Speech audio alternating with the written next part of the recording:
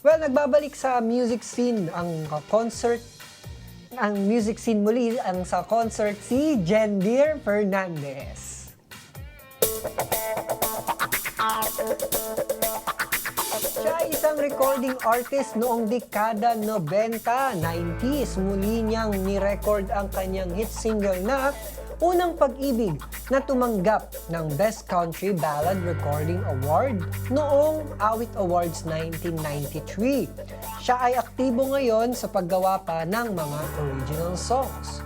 Dahil nag-focus siya sa kanyang studies noon, kaya nahinto ang singing career ni Jendier hanggang na-meet na niya ang kanyang husband na si Alan Visitacion. Sa kasalukuyan, si Jendier ay masayang may bahay at mayroon ng 2 anak na babae sa parehas ding may talento, marunong mag-compose at kumanta.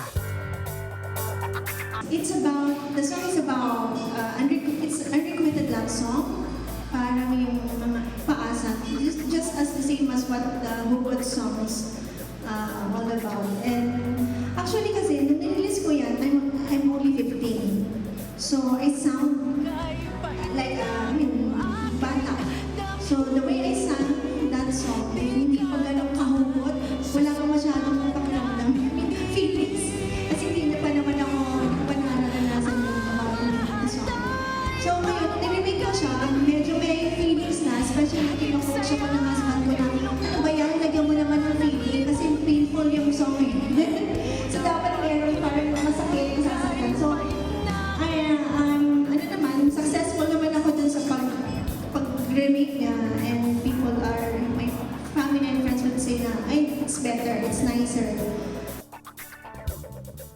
Nagkaroon din ng matagumpay na konsyerto si Jendier nitong August 12 sa isang event place sa Quezon City.